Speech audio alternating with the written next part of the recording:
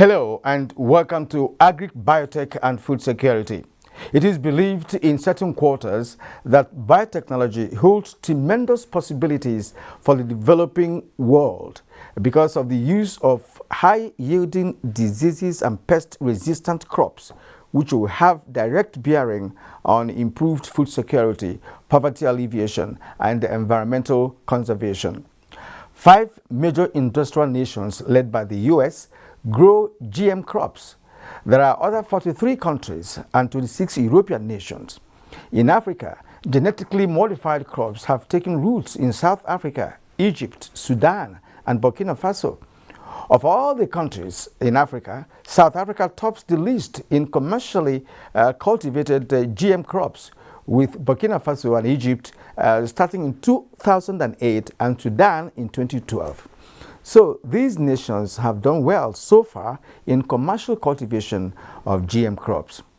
Aside this, other African nations involved in sustained biotech research include Nigeria, Cameroon, Ethiopia, Mozambique, Swaziland, Tanzania, and Uganda, with 14 traits of 12 crops under various stages of development.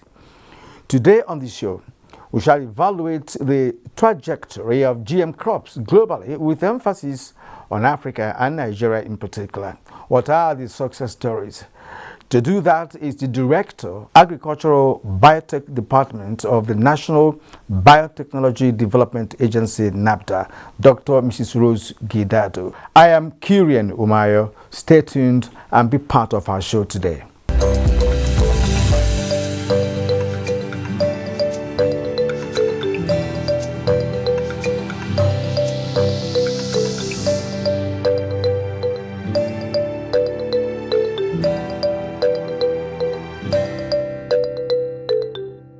Now with me is the Director, Agricultural Biotechnology at the National Biotechnology Development Agency, NABDA, Dr. Mrs. Rose Gidado. Madam, you're welcome to the program. Yeah, thank you, Kyrian, once more. Our topic today centers on the impact of biotech crops on food security. Globally speaking, I'd like you to share with us what you make of the general impact of biotech crops globally, considering that so many countries are already, imbibing that technology. And what are the advantages of biotech crops, especially as it affects the environment and the entire ecosystem? Okay, globally, agricultural biotechnology contributes a lot, to those countries that have adopted this modern technology and emerging technology. They've gained a lot with their farmers, their economy in terms of food security. Most of them are food secured, like the US, Canada, India, Brazil, Argentina. I can go on and on. South Africa, here in Africa. And I remember Burkina Faso some years back, around 2008 to 2010. I think they were also booming. Their farmers were enjoying. They were having bumper harvest from BT cotton. Until they were interrupted, but I think they've gone back now.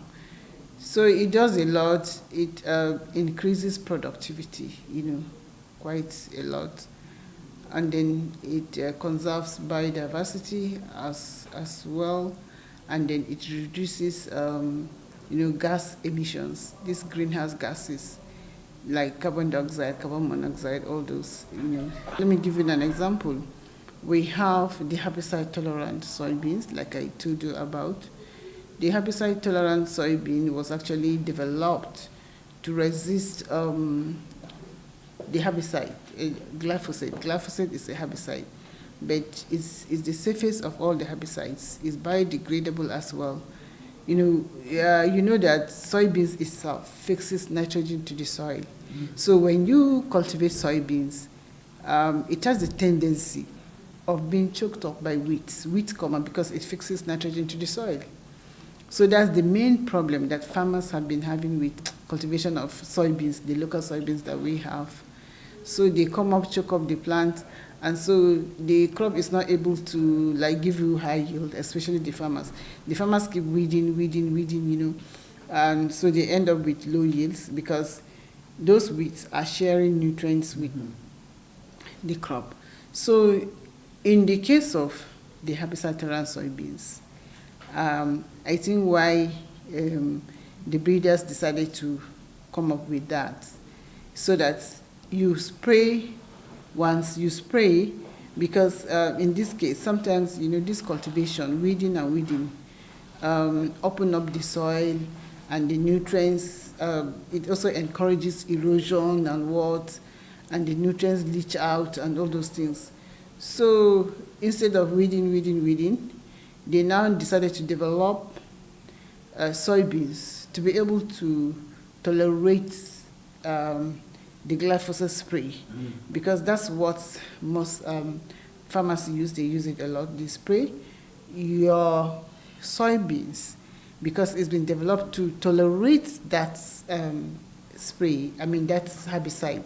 It does not die. It doesn't affect it because that pathway is, already blocked. So you spray it, the weeds die off, and so when they die, they go down.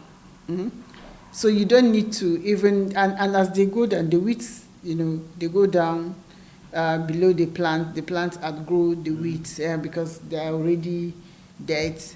And so as they are down, they trap the nutrients. The nutrients are there, they're intact. The plants get vigorous. You will see them with vigor and all, and they're able to produce and give you high yields because that weed invasiveness has gone. And so there's carbon dioxide sequestration, because the plants take up carbon dioxide. Yeah. Actually. We breathe out carbon dioxide and take in oxygen, but they take in carbon dioxide and breathe out the oxygen. So that's why we have a good symbiotic relationship with plants. And that's why wherever you are or wherever, even if you have one room, you should have plants around you.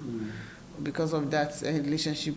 So that's why cutting down of trees and what creates accumulation of carbon dioxide in the air. And once there's too much, because there's too much of that in the air, that's why temperature gets hot. And it affects the ozone layer as well, So, and once the ozone layer is affected, climate change. Climate change. So these are all the causes of climate change. So we can say that biotechnology actually contributes to the mitigation of climate change. Madam, there are misconceptions, misgivings, and misinterpretations of what biotechnology is indeed all about. But the good news is that some African countries are already engaging the technology. There are, nations mentioned earlier at the beginning, but I'm particularly interested in Benin Republic and, of course, South Africa, which, of course, is number one in Africa in terms of GMO commercialized crops. Now, tell us more about the current situation of biotech in Africa. I think I had something recently. Maybe they're trying to put up their biosafety framework in place, because as you are adopting biotechnology, you have to also be thinking about that regulatory framework, because without regulatory framework in place, you can hardly commercialize. And if you don't commercialize a technology, then there's no economic gain. For you to contribute, to be able to have economic gain and contribute to your GDP growth and all those things, you need to be able to commercialize. If you don't commercialize, then you're nowhere. You commercialize and then export, and let your country be also food secured and even be able to export. So that there's gain. So, but without that regulatory framework, that will actually repose confidence in people over the food because of these misconceptions about the technology and their products. There's a lot of misgivings, misinformation and what. So about it, So people need to understand. It offers a great promise. It offers a great promise. It has a lot of potentials, but before that, people need to understand, to have factual information about it. Okay. So that when they hear it's being regulated, so that means safety is there. So I think they're like about getting their regulatory framework in place. I visited South Africa, and I've visited their fields. They are a role model.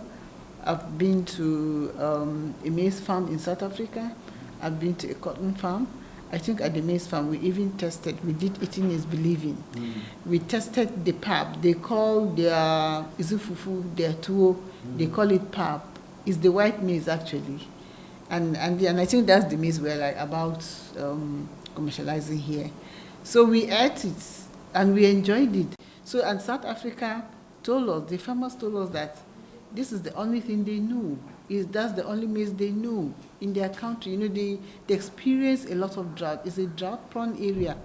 So, and they said, we have been eating this, for the past, is it 20 years or what? I think South Africa adopted 1996 or what, long time ago. Yes. So that's what they've been feeding on. But there's any news that someone... No side effects. So that's what they know.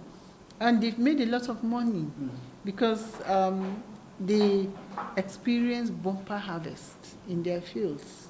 Do you know that cotton over there, the heights are very short. They are all dwarf because of drought, lack of rain. But they still do well. So it means they have resilient seeds. With biotechnology, you can actually have resilient seeds. Seeds that even when you plant and it does not rain for 2 weeks, but the moment it starts raining, the seeds will germinate. And that's the kind of a domestication that we need. Yes. In South Africa. And which is what you are. Yeah, that's what we are doing. That yes. We should be doing. We should be doing. Yeah. So all those propagandas and what misinformation and what those things are just lies to deprive us of the adoption of the technology and then making gains. Farmers are making gains in all parts of the world, even in the US, everywhere. And so why can't our Nigerian farmers experience this?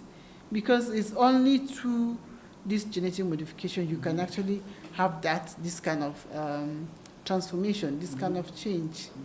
As you have the seeds, you've developed the seeds. That's all.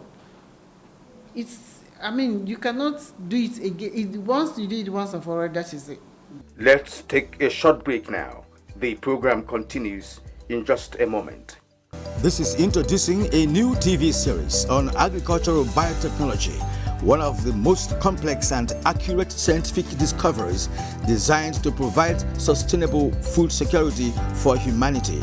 In the light of rapid population growth, Agricbiotech must be understood, accepted, and embraced to realize its full potentialities. Nigerian agriculture is vulnerable to climate change with associated occurrences, reducing agricultural production across the nation.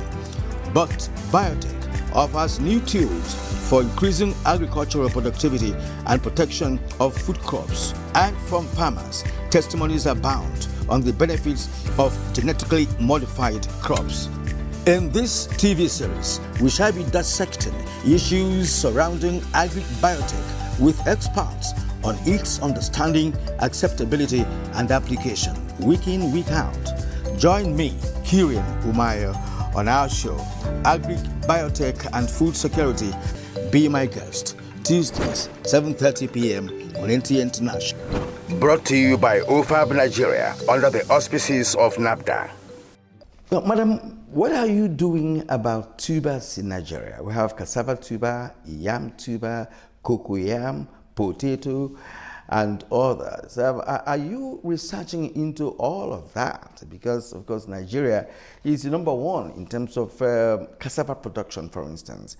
Now, how do you intend to, add GM values or GMO value, to all these tubers to ensure either pest resistance or increased productivity? The Irish potato has been developed. Okay. I have a good news for you. In Jos, the trials is taking place in Jos. Irish potato is being done by the National Root Crops Research Institute, NRCRI, Umudike. They have a station in Jos. So the station in Jos is already conducting a confined field trial. And I think 3 weeks ago, or 1 month or so, there was this thing in Jos, a farmers' field day. Farmers were invited to go to see the potato that can resist blight, bacterial blight. This bacterial blight, I think, is the main problem of potato cultivation in Jos. And I tell you, the farmers were, they had a good time. They were happy to see the potato, that the improved variety of the potato and their own potato side by side. And they saw that the improved variety had no this disease, the potato blight, bacterial disease. It wasn't there. And their own had it. So they cannot wait for that potato to be commercialized. I tell you, you are making it disease-free, yeah, exactly. So what is it? And then, in the regulation, there's this phrase that the food, whatever you are working on, whatever you are developing, that improved variety, must be substantially equivalent to the conventional variety. Mm-hmm. The difference should be in the constituents, should be just that your own has that new gene that is stopping it from maybe being infested or what. Then that conventional one has, maybe because it has no protection against that. The difference should be just that gene of insert. That's all, and nothing else. So that's what the regulation, states. And it is internationally recognized, the regulation, the standards that we have. Internationally recognized by WHO, by FAO, Food and Agri Organization.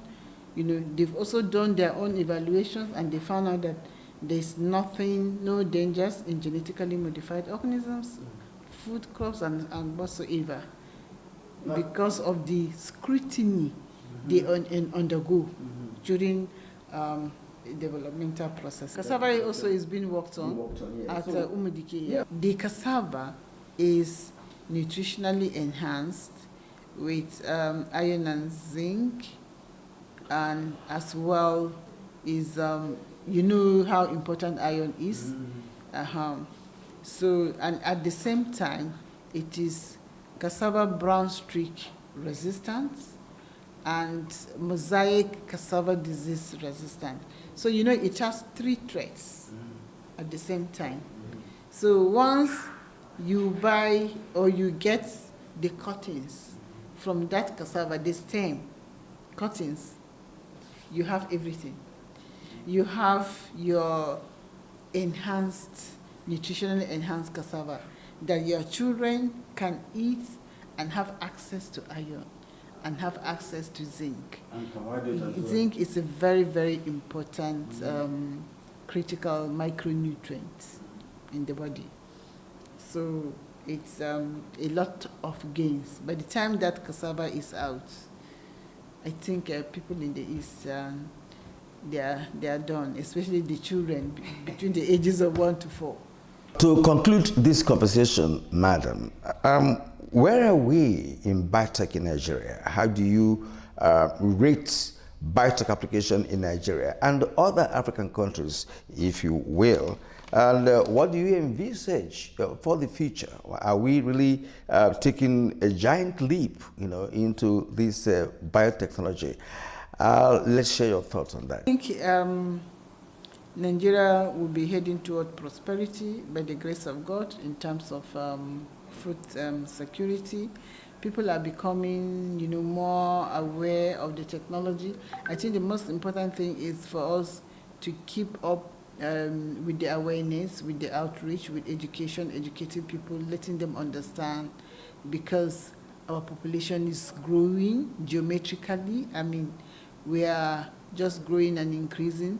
And like you said, by 2030, we are expecting that Nigeria's population will be 270 million. And so that's quite huge. So, and we need to feed this teeming population. And so that is why not just one technology, I'm not saying biotechnology is the answer, but modern biotechnology practice can actually contribute. And in terms of safety, it is highly regulated, it's highly scrutinized, it goes through a lot of scrutiny. It takes many years for you to come up with a safe and a wholesome biotech food and giving them out to the people. So there's a lot of empowerment in that. Farmers are empowered and consumers have access to quality food. So that's our main: quality oil, quality food and all.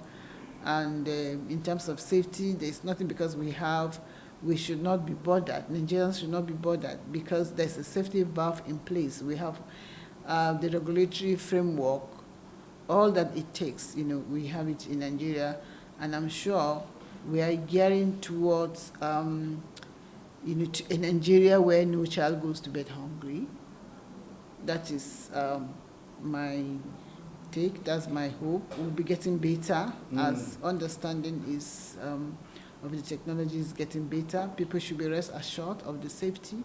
It is quite safe and wholesome. It's a scientific venture. Science does not lie. Science is a collection of facts. Science is evidence-based.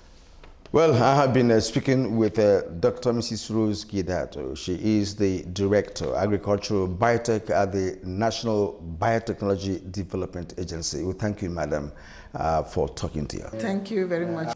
We have been talking to a cross-section of Nigerians on their understanding of agri-biotechnology and its application, and whether or not the technology can assist Nigeria in food production. Okay, I think with the increase in population and the scarcity of food, that would be the best route Nigeria should take, because biotechnology developed crops would produce more in lesser time, which is what would solve our hunger problem. Okay. Nigerian government has declared a state of emergency on food and some policy markets. Are they the views that biotechnology's application is what we need? The increase in population has led to eventual increase in hunger. Like there are more people that need more food, meaning we need to find new ways to provide more food in less time. What do you think are the advantage of biotechnology? It's improved production. Yes. It can be used in prevention. Yes. And it can also be used in growth of things.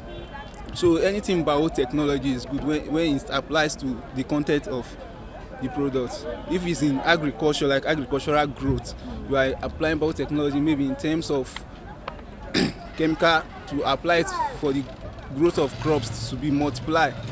So I agree to that. The advantage is that it brings more food production and it promotes more agricultural products in Nigeria. Like there are some crops that they grow in Nigeria that need biotechnology to grow. In a world that has been crippled by a whole lot of things like Ukraine crisis, food security, or all of the COVID pandemic, I think we need something hasting in order for us to be able to generate so much food. So I think biotechnology is a very nice approach to that. I think we need something that can feed, like Nigeria now, there are over 200 million people. I think biotechnology is a very big concept that can help with that. So yeah, it goes, I think it's a very good thing. Some will argue that biotech is not good for our health. So what do you think about it? A whole lot of things is not good for our health. Like, I think this is the 21st century.